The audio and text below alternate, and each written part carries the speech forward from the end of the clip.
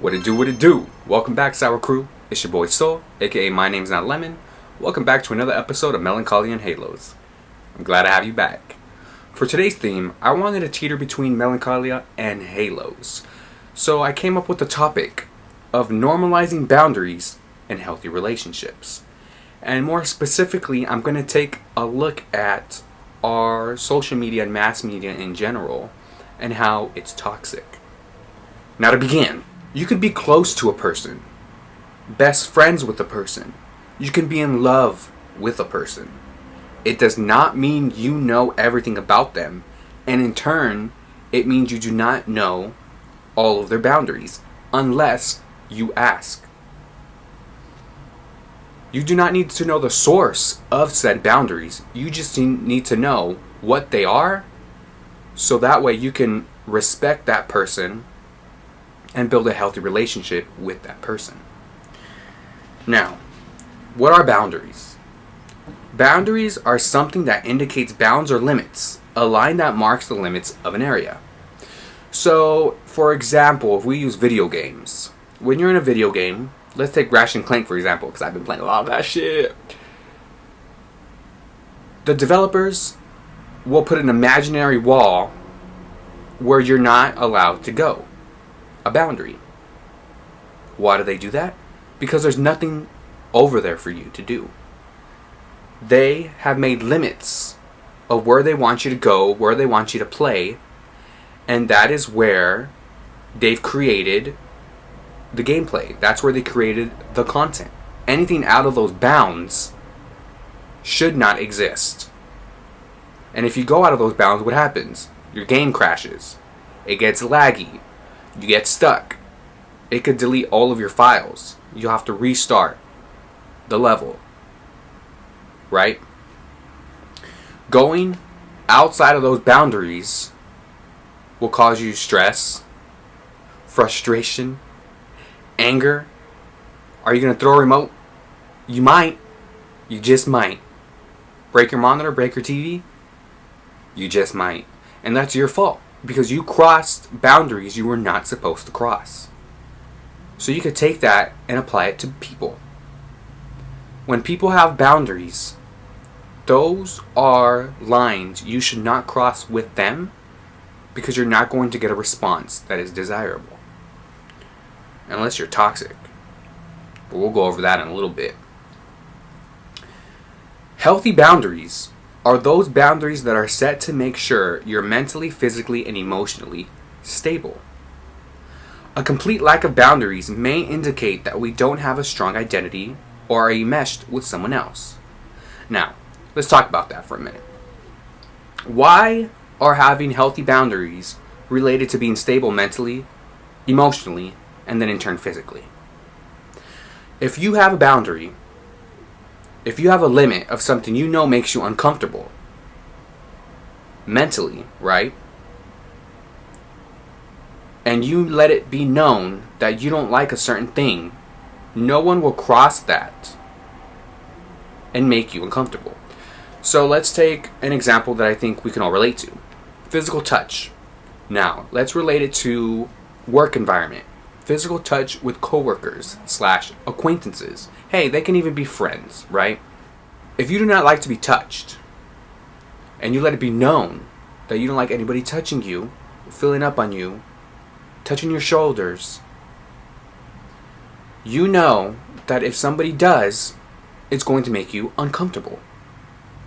And what happens when you feel uncomfortable? You get physically, right? You could get cold sweats.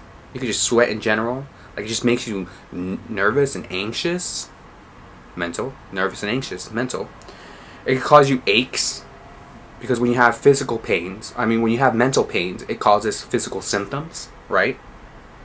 It can cause you breathing problems. And mentally, it can cause you worry and stress. Avoidance. You start to avoid that person in your workplace, which is unhealthy.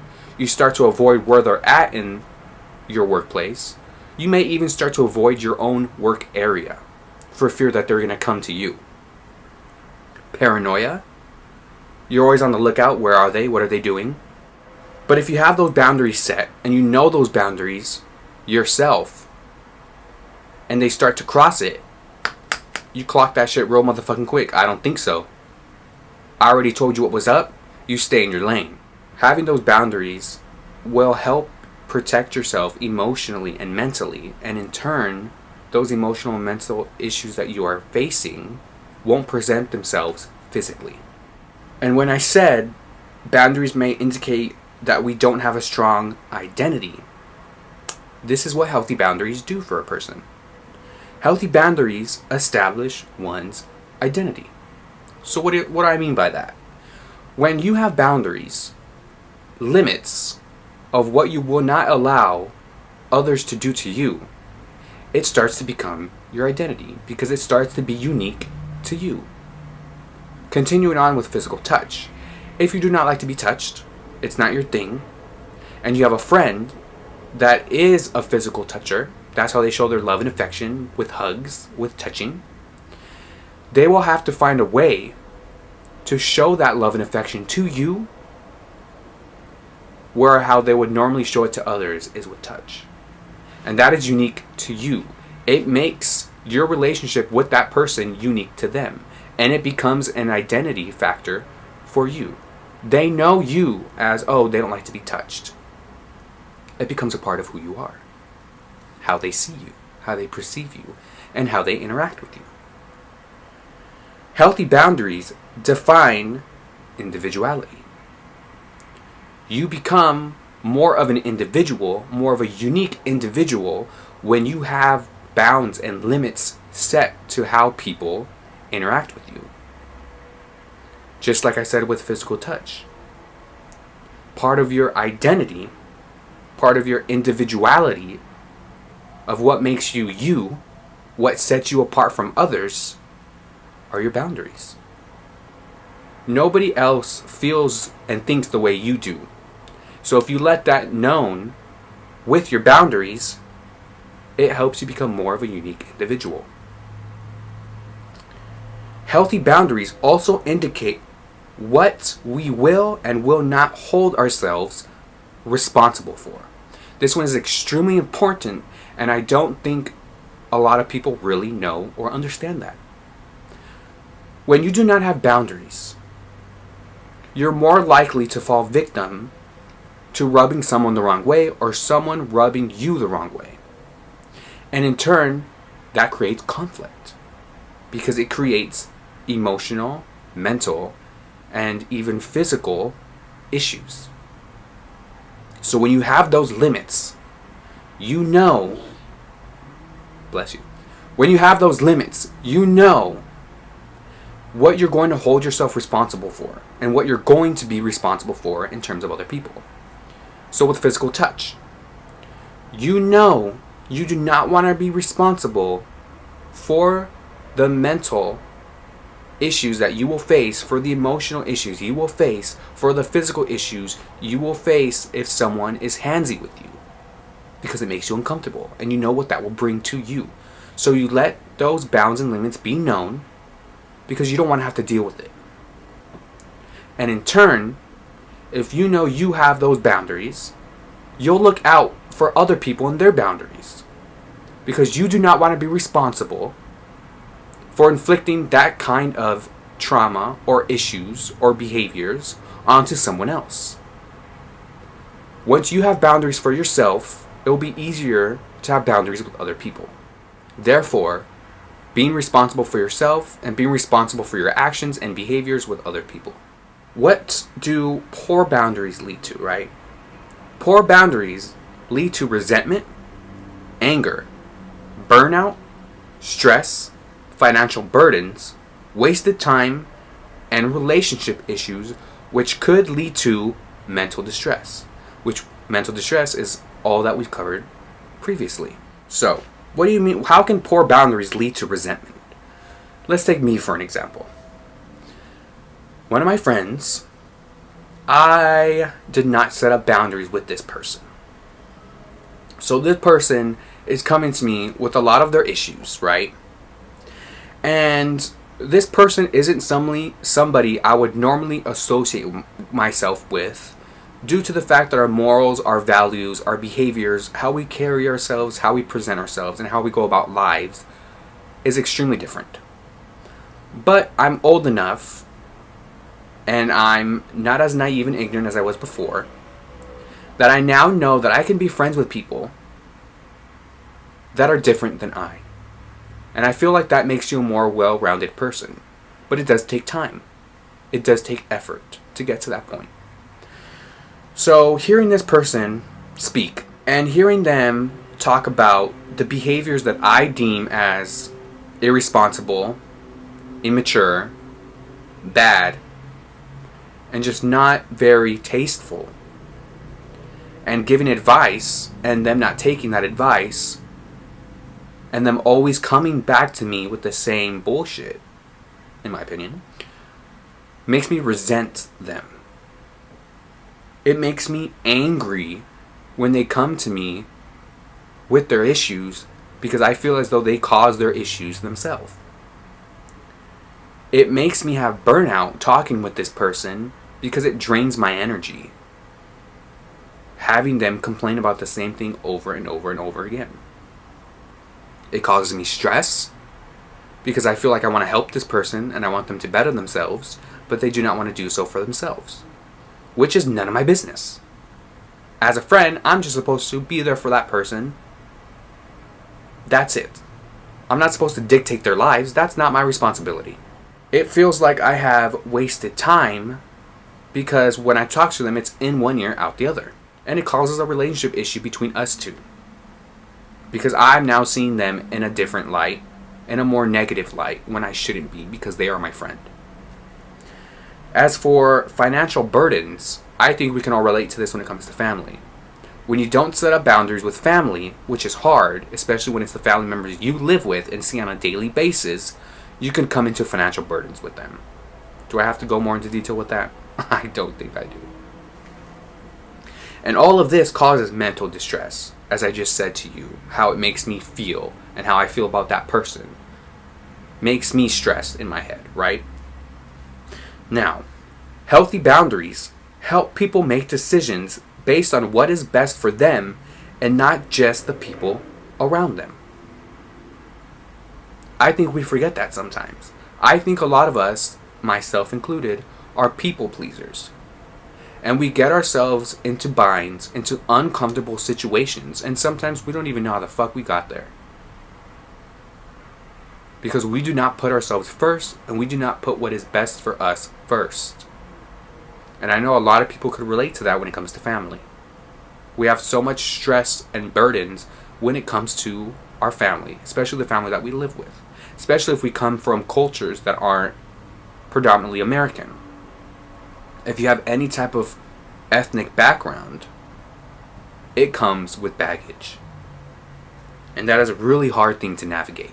Now that we know what boundaries are, how does that relate to the subtopic we have in today's theme, which is the current trends in mass media and social media are toxic AF. And in turn, I think they normalize not having boundaries, and they make us have unhealthy relationships with the people around us. So first and foremost, let's define toxic. Toxic, poisonous, very harmful, or unpleasant in a pervasive or insidious way. Pervasive, meaning especially of an unwelcome influence or physical effect spreading widely throughout an area or a group of people. Insidious, meaning proceeding in a gradual, subtle way, but with harmful effects. Now, what's social media? But something, let's take trends, right, in social media and mass media. It takes a minute for it to catch on, for it to blow up, for it to spread. It's gradual. Sometimes it could be subtle. When it comes to mindsets, you may not have an opinion on a topic, but you see something, you read it, and it's in the back of your head. And then when you hear that topic again, you go, oh, I read this. And you just reiterate what you saw without even knowing if you truly believe that. And when you see something over and over and over and over again, a lot of the times you start to believe that because you see it so often. That's what social media and mass media does to us. And because what's popular is, in my eyes, toxic, we ourselves become toxic. And we think it's okay and natural because we see it so often. Now, we're going to be focusing on primarily music right now. Music, I feel like what's super popular, what has been popular but more prominently so now, is materialism or being materialistic. The money, the objects, the fame, the flashiness, being icy, right? So I took a look at my playlist and I wanted to see if I could just pull a song out and if it would match to what I was saying.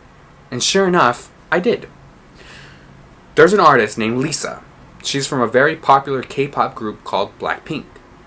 She just came out with her first ever single, and that single was accompanied by another song. So 2 songs. This song is called Money. Lisa talks about the high amount of money she makes, how she loves it, spends it on whatever she wants, whenever she wants, right? And I feel like a lot of the music that we consume, that's really hype music, that makes you feel good, that makes you feel confident and empowered, has to do with materialism, with money. One of her lyrics goes, "Celine my shoes, walking on you, my money rules." I don't know if I'm pronouncing Celine right, but Celine being a French luxury brand that Lisa became an ambassador for in September of 2020. Girl, during the pandemic. Lisa states that the brand, like herself, isn't afraid to reinvent itself, and that Celine pieces boost her charisma and confidence, making her feel empowered. This whole song, Money, is about the empowerment of money and how it makes boss bitch energy. You can't touch her. You're not on her level. You ain't shit because I made a fucking money. Now, what does it say about us when our empowerment, confidence, and attitude is embedded in the money we make and not from within ourselves? If the source of your happiness, of your pride, your ego, your confidence, your attitude, your demeanor, if your source comes from outside of you, if it does not come from within you, what does that say about you? If you have all of your confidence embedded in you going to the gym and working out, if you have your pride coming from your garden that you work so hard on every single day, if you have your attitude coming from sitting in front of a camera and filming and posting it every week, once those sources are taken from you, once those sources are gone, where do you get your happiness from? Where do you get your pride from? Where do you get your attitude from? If it's not coming from within you, if it's coming from outside sources, and you no longer have access to those sources, what happens to you? What happens to your mental? What happens to your persona? But if those sources were found within yourself, you'd carry them everywhere. You would always have them. Yeah, us as people, it ebbs and flows. We have our ups and downs. Some days we feel bad about ourselves, other days we feel good. But it's always coming from within. And whatever is wrong from within you can always be healed and fixed, changed. We as people change. We are not the same person we were last month. We were not the same person we were last year. We are always learning new information. We are always having a change of ideas. Our morals, our values, the way we see the world, the way we see ourselves, the way we see others are always evolving and changing because that's who we are as people. So for someone as popular, as influential, as powerful as Lisa is, being a top celebrity, an A-lister, having devoted fans, having a lot of money, being beautiful, because we know beauty runs the world, and how much power you have if you're beautiful. If this person looks to a luxury brand to boost her charisma and confidence, and for her to feel empowered, if she loses these brands, if she loses her fame, if she loses her spot in her girl group, if she stops making music, what becomes of her? If we turn that around on ourselves, if we lose our sources, what becomes of us? If all the media that we're consuming tells us that we must have outside sources in order to feel a certain type of way, and we're fed that every single day, every minute of every day, wherever you turn, whatever media you consume, whatever medium you consume, whether it be music, digital content like YouTube, TikTok, Instagram, Hollywood movies, K-dramas, Bollywood, novelas. If you're being fed that materialism, that outside sources are what brings you the aspects you need in your life to be successful, to be confident, to be a well-rounded person. If we lose those sources, what do? How do you do it? Bless you. With boundaries.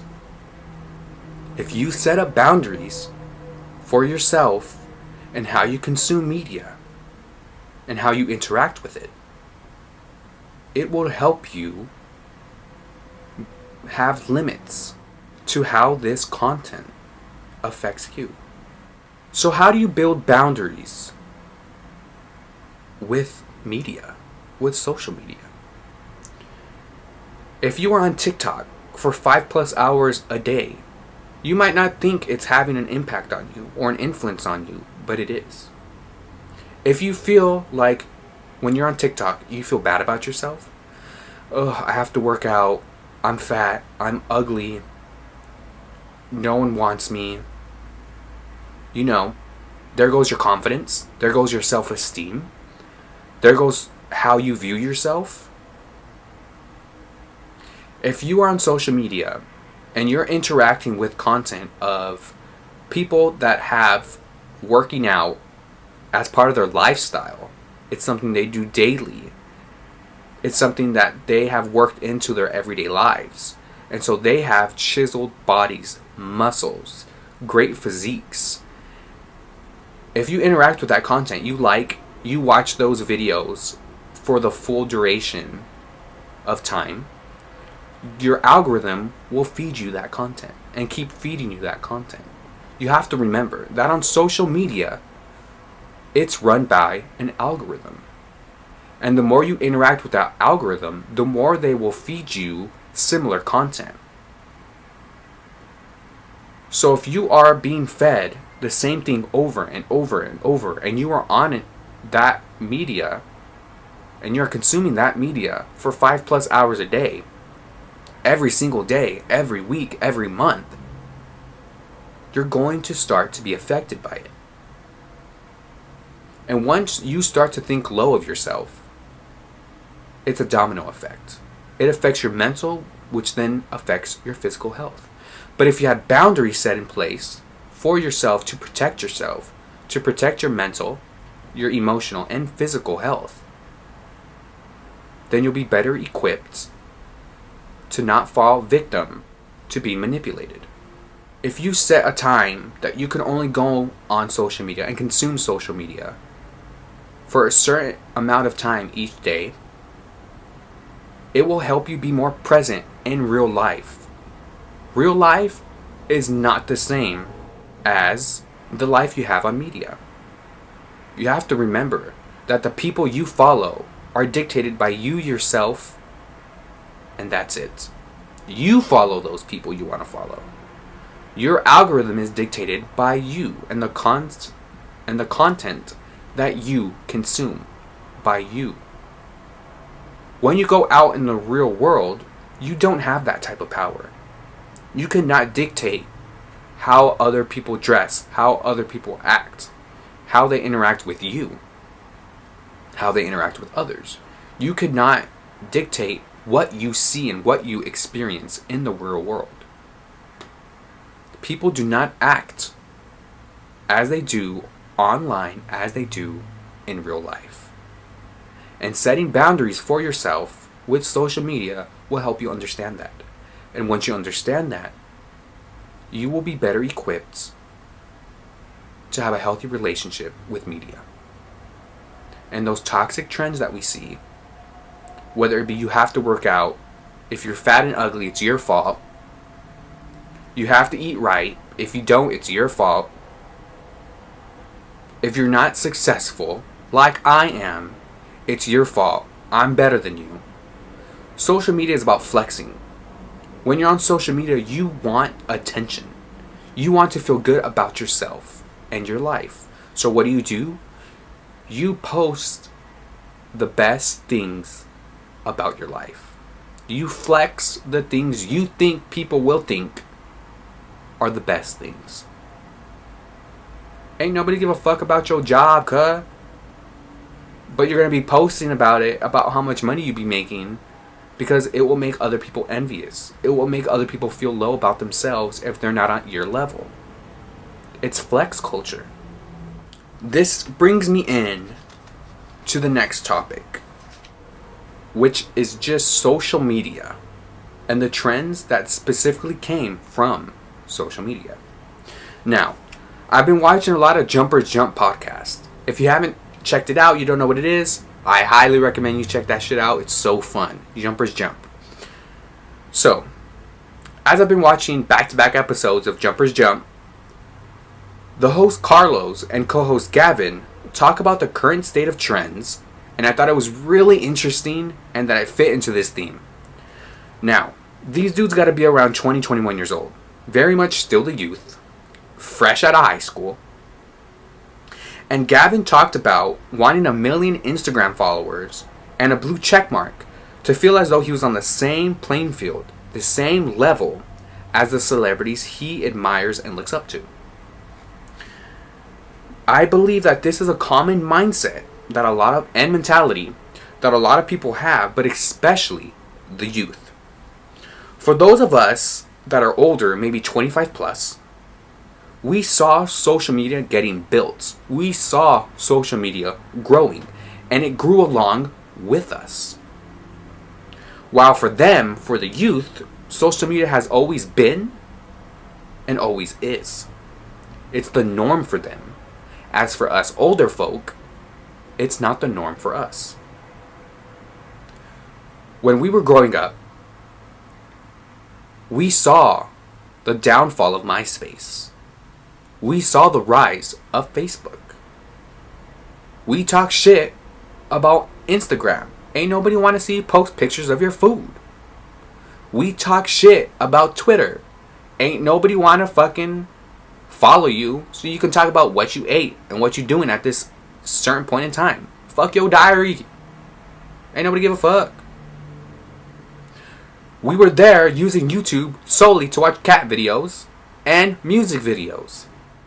Because we were able to grow alongside these social media platforms, because we were able to see them since their conception, because we as people were able to help these medias grow, when we jumped on these platforms, our creative minds, our intellectual minds, our business minds, all came together at once and built these platforms to what they are today.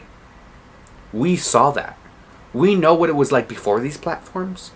We know what it was like when these platforms were rising. We know what these platforms are today. And we can conceptualize what these platforms would be in the future. For the youth that grew up with these platforms already established, they don't know it before. They don't know it during. They just know it now. So for all the trends and all the happenings that are going on social media, it's harder for them to conceptualize what it's like without them. It's harder for them to dictate what's my thoughts, how do I feel, and what am I being fed, and what am I being manipulated by. These toxicities that were created with prolonged use of social media leaked in and formulated the youth's minds. So what specifically am I talking about here? We can go straight in to one of the biggest toxicities there is in social media and mass media today. Cancel culture. Cancel culture being one of those toxicities that told the youth and general public that one is unable to grow from past mistakes. That they are and always will be the same person they always were. So why is this toxic? Because that's not true. As people, you know that we grow with the experiences we have. We grow with age. With age brings experiences, and those experiences are vital. They're vital to our development. It matures us. It makes us more well-rounded. It makes us better to understand the world and the people around us. And so you have to understand that social media is run by children. Trends, what's popular, is run by children. These children are anywhere from the ages of 8 to 15. They themselves have not had enough life experience to truly understand the world and people around them. That's not their fault. Of course it's not their fault. It takes time to age. They've never been out of high school. Some of them have never experienced a job. Haven't been able to experience college. Meeting people from around the world that they would have never met staying in their small towns or their apartments or their homes. In order to experience, you need to get out and experience the world. When you're young, when you're a youth, it's a lot more difficult to do so. Yet, they're formulating what we watch, the trends that we are indulging in, the opinions that we're consuming. I feel as though a lot of people automatically assume they're interacting with people of their same age. That's not true. People that are older have experienced life outside of social media, so they are more inclined to do so. They are more inclined to put their phones down, to go to the clubs, to go to the bars, to interact with people in real life, to have experiences in real life, whether that's traveling the world, the city, being out, restaurants, amusement parks, late night drives. The youth don't really have those freedoms yet. So, who's more inclined to sit on their phones, sit on their computers all day, every day? The youth. What else is there for them to do? So for them to think that who you are is who you are forever makes sense. But as adults, as experienced persons, we know that is not the truth. And for them to think so has to fuck up their mental. I'm sure they're extremely afraid of all of the mistakes they've made in their short time here. And they shouldn't be. Mistakes will always be made. You learn from them, you grow from them, and you make sure that those mistakes, whatever you deem to be a mistake, doesn't happen again. And the only way you're able to know that and do that is by creating them. So if they grow up with a fear of making mistakes, a fear of people finding out those mistakes, their mentals and emotional states and well-beings, which then affects a physical state, are in jeopardy. Thinking they have the power to take somebody down for something they did 3, 5, 10, 20 years ago is extremely problematic. Because as we know, not only do people change, but society changes as well. What was deemed acceptable in society 10 years ago isn't acceptable now. But you can't fault a person for living the way the rest of society lived and how everybody around them lived. If you had boundaries with social media that allowed you to live more in the real world, to not consume as much content, or at the very least to be aware that the content you are consuming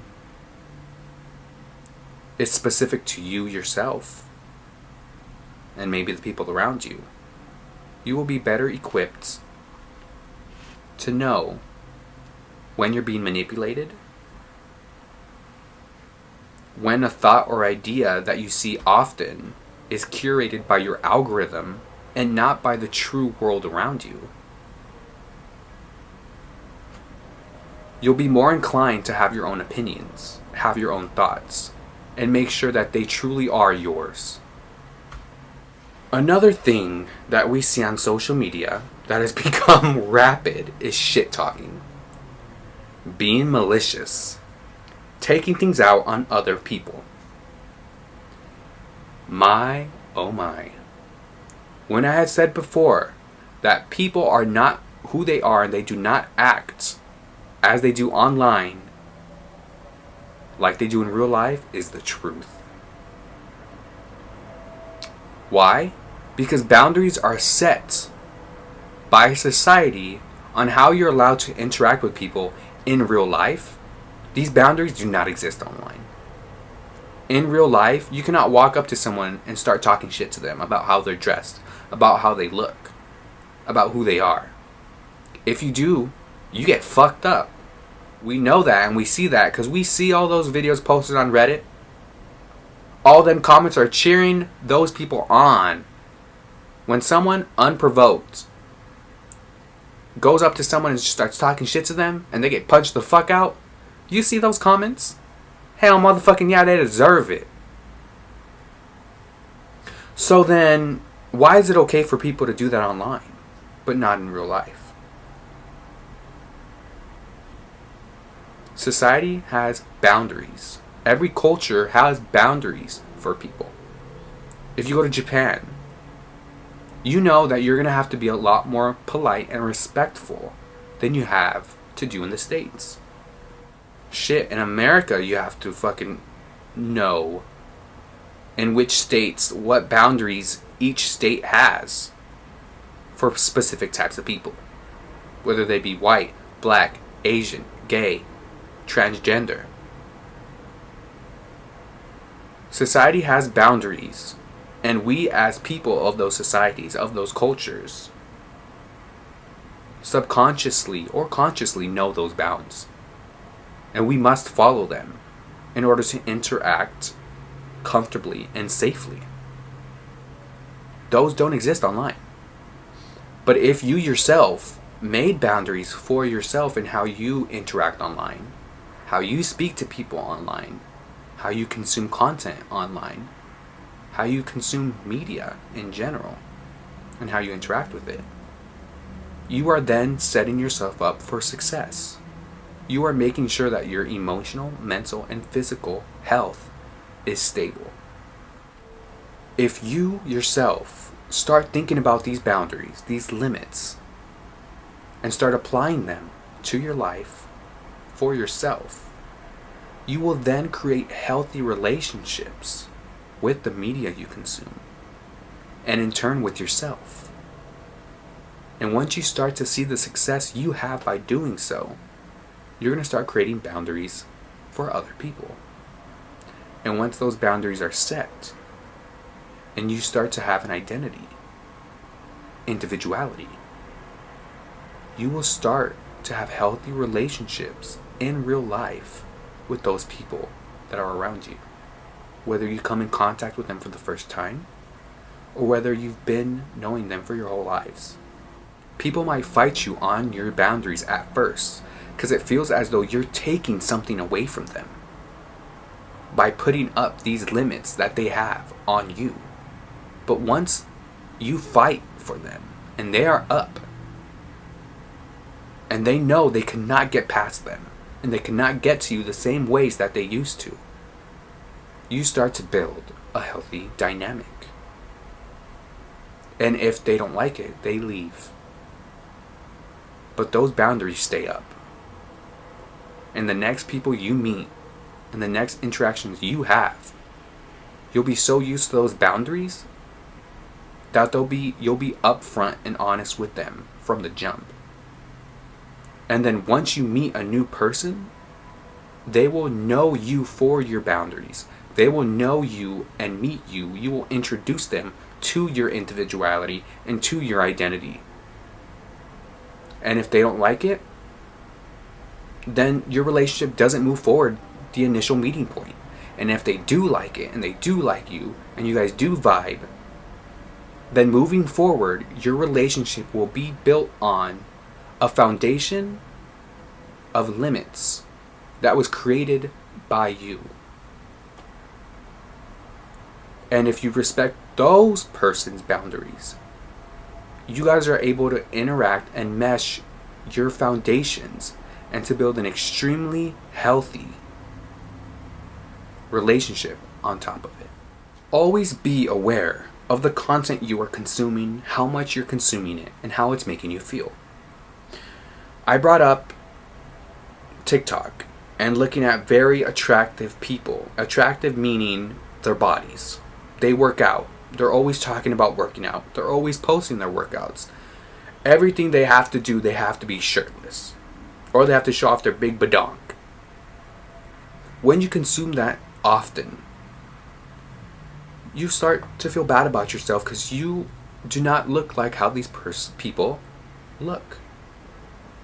But if you build boundaries with yourself, if you know yourself, how you interact in daily life, how you look in real life, how you feel about yourself, it makes it easier to consume that content and not take it to heart and not beat yourself up over it. It then makes sure that you do not go out of your way to other people and start criticizing them for not looking like all the content you see. Building boundaries help to have a healthy relationship with yourself and others. So if you start by building boundaries with the media you consume, you can then start to have a healthy relationship with yourself, and then in turn, a healthy relationship with those around you. So if you are new to building boundaries like I am, if you are new to learning what boundaries are like I am, good luck. Keep at it. And once you get there, and once you start building those boundaries, and figuring out what you won't put up with and be responsible for, life becomes a hell of a lot easier and way more enjoyable. And that's all I have for you today, Sour Crew. Good luck. And I'll see you next week. Whoopah!